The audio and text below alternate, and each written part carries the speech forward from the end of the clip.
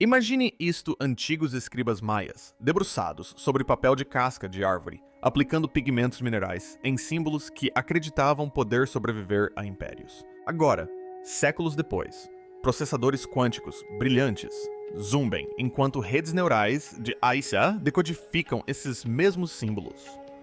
Mas eis a questão: estamos realmente lendo a mensagem? Ou reescrevendo-a? Após meio milênio de silêncio, a EA decifrou quase 85% dos hieróglifos maias. O restante, os últimos 15%, é onde se esconde o verdadeiro perigo. E se essa lacuna final contiver a mesma interpretação errônea que condenou civilizações no passado? Arquivos governamentais desclassificados e novas pesquisas acadêmicas sugerem exatamente isso. Mas antes de entendermos o que a EA descobriu, precisamos saber o que quase se perdeu para sempre. Quão perto chegamos de apagar o código digital mais antigo da humanidade. Os livros que sobreviveram ao inferno. Apenas 4. De milhares de livros maias que outrora brilhavam com calendários cósmicos, mapas estelares e códigos sagrados, apenas 4 saíram ilesos. Todos os outros foram consumidos por um único incêndio que transformou o conhecimento em cinzas. Aconteceu em 12 de julho de 1562, em uma pequena cidade chamada Mani, na península de Yucatán. O frade espanhol Diego de Landa parou diante de uma montanha de livros, maias, códices de papel de casca de árvore, pintados com hieróglifos tão avançados que rastreavam Vênus ao longo de um século, e ordenou que fossem queimados. Os frades chamaram isso de auto de fé. Mas o que aconteceu naquele dia não foi fé. Foi genocídio cultural. 27 códices, juntamente com mais de 5.000 ídolos esculpidos e artefatos cerimoniais, foram consumidos pelas chamas. Landa escreveu que os maias continham superstições e falsidades do diabo. Naquela única fogueira, a memória de uma civilização foi apagada. Mas alguns fantasmas sobreviveram ao fogo. O primeiro é o Códice de Dresden. Ele permanece hoje na Alemanha, manchado pela água e frágil. Um sobrevivente duplo primeiro da conquista espanhola e depois dos bombardeios aliados na Segunda Guerra Mundial. Imagine 78 páginas de papel de casca de árvore, dobradas em formato de acordeão, estendendo-se por quase 4 metros de comprimento.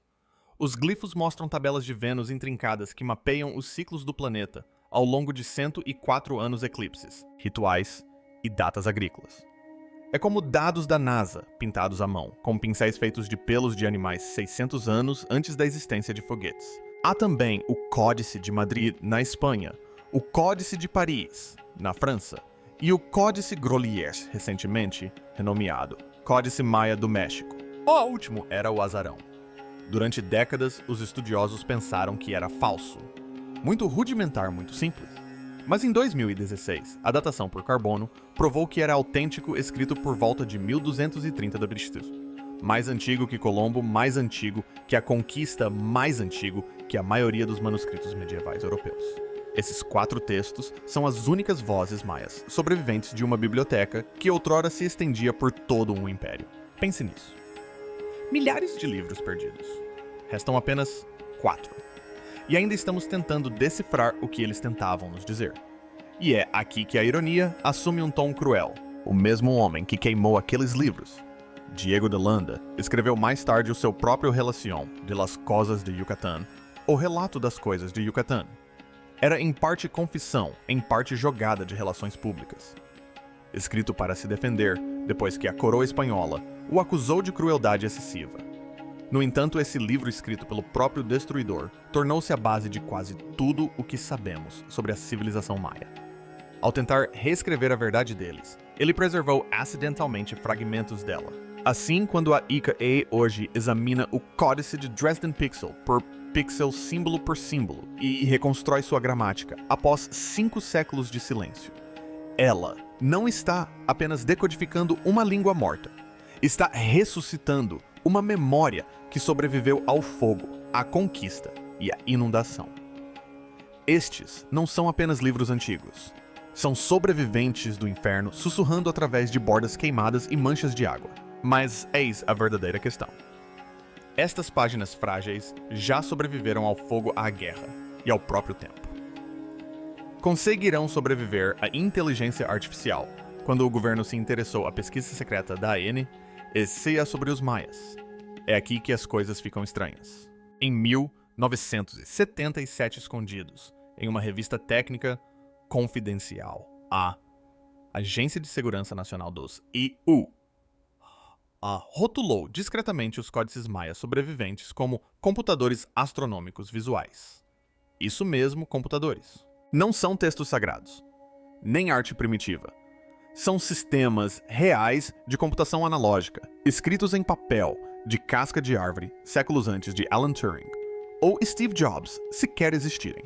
De acordo com um relatório desclassificado divulgado apenas em setembro de 2021, a NSA não considerava o Códice de Dresden um calendário religioso.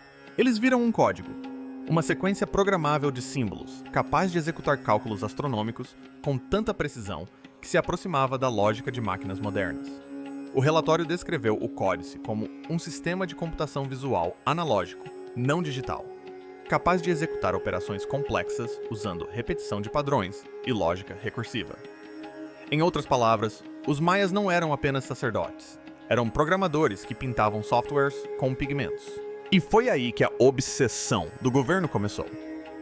Os analistas da NSA, que trabalhavam com criptografia nos primórdios da década de 1970, perceberam que a escrita maia compartilhava algo estranhamente familiar: o reconhecimento de padrões. Os mesmos princípios que alimentam as chaves de criptografia e os primeiros sistemas de visão computacional estavam ocultos em hieróglifos esculpidos há mais de 1000 anos. Um pesquisador da NSA chegou a observar que o Tzolk'in, o calendário sagrado de 260 dias, funcionava como um computador biológico, sincronizando o tempo não por máquinas, mas por ciclos de vida. Nascimento, crescimento, decadência e renascimento. Cada símbolo, um ponto de dados. Cada fase, parte de um enorme algoritmo orgânico. É quase possível ouvir a lógica da Guerra Fria em ação se uma civilização antiga conseguiu desvendar a astronomia preditiva, sem o auxílio da eletrônica, o que os UE poderiam fazer. Quer aprender sobre computação não digital. Por décadas, esses dados permaneceram ocultos, classificados como classificados, sistemas astronômicos e criptográficos. O mais impressionante é a precisão com que os maias realizavam esse tipo de computação. A NSA confirmou que seus registros do ciclo sinódico de Vênus 580 e 4 dias correspondiam quase perfeitamente aos dados modernos. Astrônomos modernos estimam esse ciclo em 583 dias. Sem telescópios, satélites ou computadores, a diferença era de menos de 1/10 de dia. Pense nisso. E depois há a taxa de previsão de eclipses deles. O relatório mostra que eles alcançaram uma precisão de aproximadamente 55% ao longo dos ciclos registrados, e fizeram isso apenas com observação a olho nu e matemática simbólica. Isso é superior à precisão preditiva da Europa durante a Idade Média. E alguns desses mapas vieram das mesmas páginas que Diego de Landa não queimou. Então por que a NSA se importava? Porque a computação visual analógica como essa viola todas as regras modernas. É baseado em padrões não linear e resistente à corrupção digital. Para os criptógrafos, foi como encontrar um sistema operacional perdido, algo que funcionava, não em chips de silício, mas no ritmo do cosmos. Imagine equações escritas em luz-sombra e memória em vez de código. O momento da sua desclassificação, 2021, não poderia ter sido mais simbólico. Justamente quando os modelos de linguagem da II começaram a aprender lógica e sintaxe por conta própria, o governo divulgou documentos sobre um povo antigo que fazia o mesmo sem máquinas. E aqui está o ponto crucial. A NSA concluiu que os maias usavam recursão visual, o mesmo processo matemático que a IA moderna usa para aprender a pensar. Se os criptógrafos da década de 70 viam os códices como um software primitivo, o que acontece quando a inteligência artificial do século 21 os lê? Que novas instruções ela poderia encontrar escondidas nessas páginas? A revolução. Na tradução por meus Finalmente aconteceu. Após 70 anos de decifração meticulosa, as máquinas assumiram o controle, e por um instante, pareceu que os maias estavam falando novamente. Entre 2024 e 2025, diversos sistemas de IA dos modelos de tradução do Google e Claude foram treinados para ler o intraduzível. E, inacreditavelmente, conseguiram. Redes neurais. Modelos básicos refinados e redes neurais convolucionais. Tudo isso combinado com reconhecimento óptico de caracteres e processamento de linguagem natural, começaram a decodificar milhares de glifos maias, com os quais os humanos lutavam há gerações. Os resultados? Impressionante. De 80% a 85% do sistema hieroglífico finalmente se tornou legível. Mas aqui está o problema. Os 15% a 20% restantes são a parte que realmente importa. Isso não foi apenas um experimento de laboratório.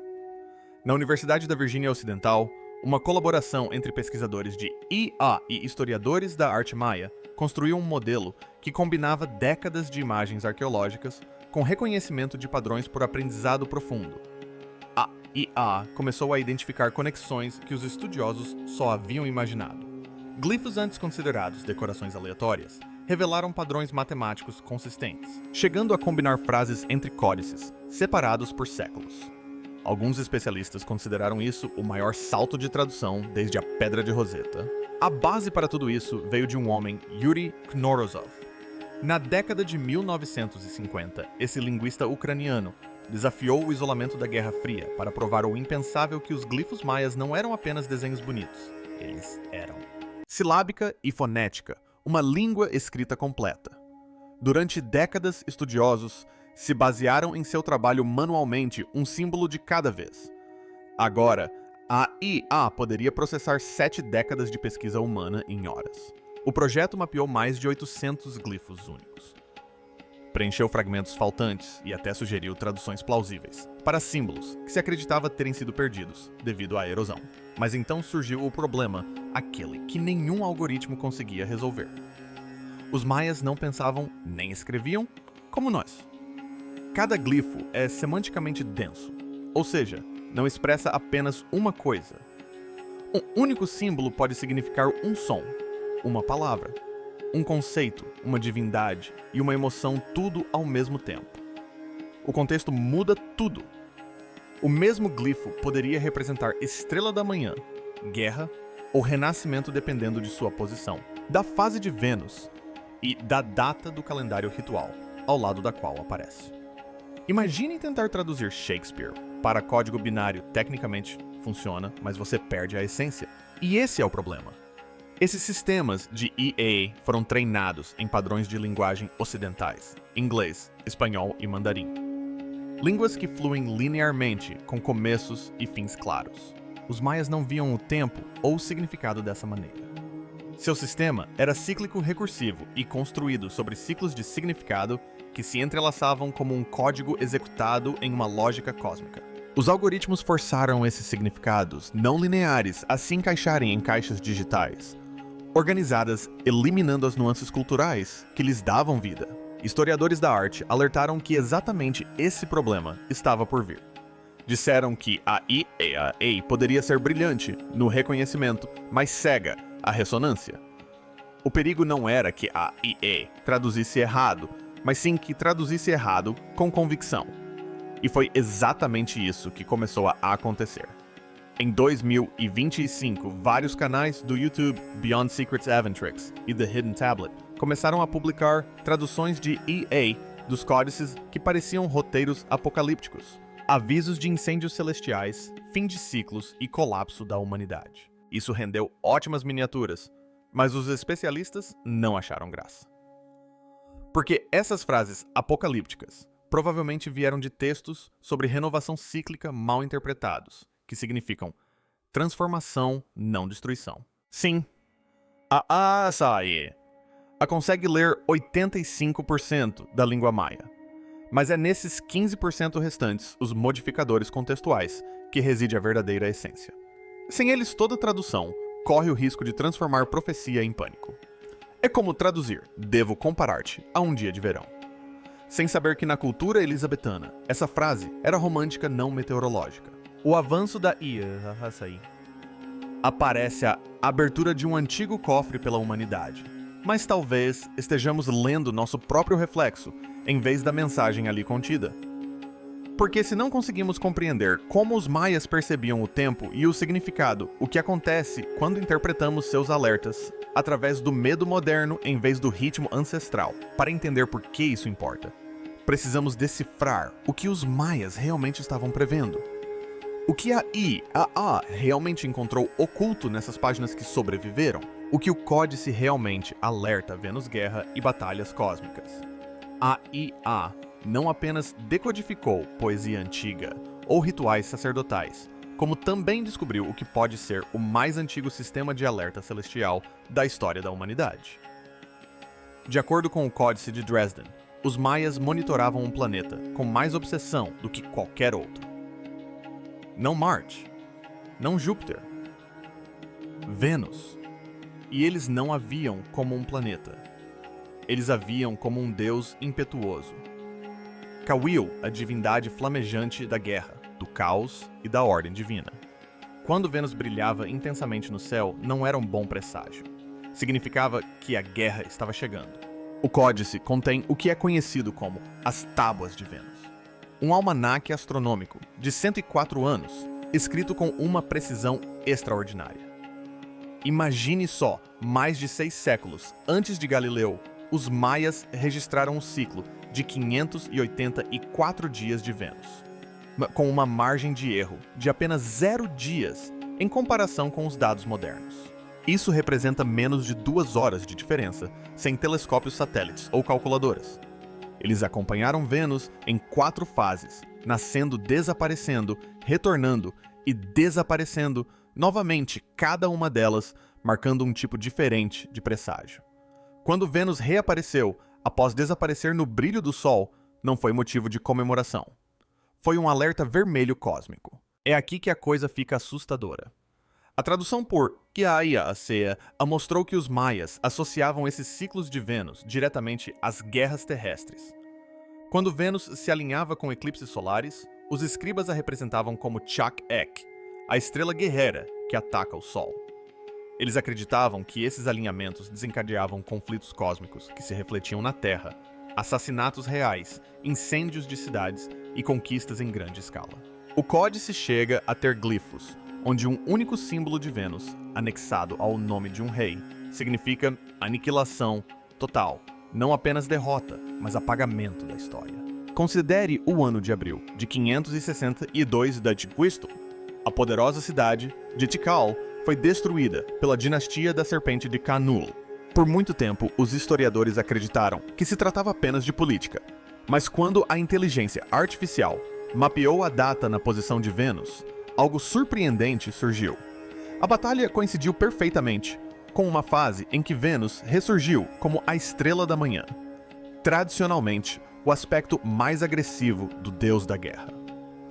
A vitória foi tão absoluta que Tikal desapareceu dos registros por mais de um século. Isso não é coincidência. Isso é planejamento de guerra astronômico. Esses manuais celestiais não se limitavam à profecia. Eles se tornaram calendários militares. Os comandantes esperavam o nascer de Vênus, antes de lançar ataques, acreditando que os próprios deuses cegariam seus inimigos. Alguns até usaram tabelas de eclipses do mesmo códice, para ajustar o tempo com precisão. Os maias conseguiam prever eclipses solares com 3 dias de antecedência, durante um período de 33 anos, entre 755 e 788 da Tquistol. O mais impressionante é que todos os 77 eclipses globais durante esse período ocorreram dentro dos intervalos previstos. Isso é melhor do que alguns modelos modernos construídos com sistemas de computador antigos. Mas eis a reviravolta que quase ninguém menciona. A maioria desses eclipses sequer atingiu os céus maias. O códice não previa eventos locais, ele possuía filtros internos para eliminar ruídos cósmicos irrelevantes. Era um algoritmo ancestral. Ele continha até mesmo instruções de reciclagem para atualizar as previsões, em ciclos de 1400 anos, essencialmente um ciclo de feedback para recalibrar o próprio tempo. Os maias não estavam prevendo um apocalipse. Eles estavam gerenciando dados cósmicos para decidir quando os céus realmente importavam para a ação humana. Amnestatus. A tradução por no entanto, eliminou todas essas nuances. Ela interpretou destruição, onde os maias codificavam calibração. Leu fim dos tempos, quando a mensagem original era mais próxima de preste atenção, mas não reaja de forma exagerada. Sem o contexto cultural de renovação à natureza cíclica de sua medição do tempo e seus conselhos colaborativos de sacerdotes e astrônomos, a confundiu manuais de instruções com avisos. Portanto, a verdadeira mensagem do Códice de Dresden não é que a humanidade esteja condenada, mas sim que o universo funciona com base em padrões. Os maias aprenderam a interpretá-los, a saber quando batalhas cósmicas poderiam influenciar guerras reais e quando eram apenas ruído celestial.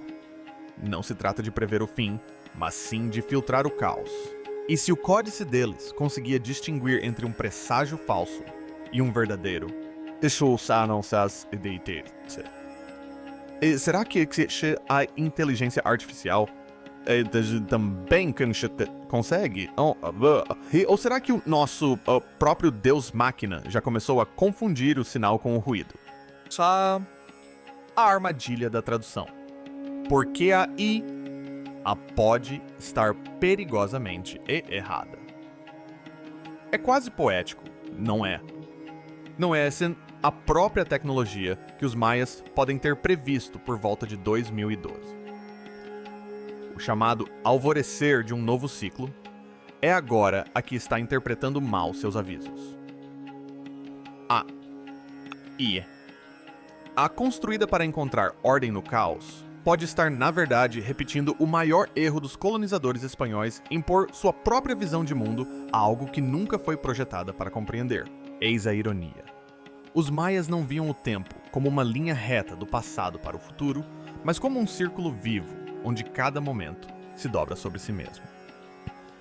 Nascimento, morte, renovação, tudo coexiste. Por outro lado, é programada para a lógica linear.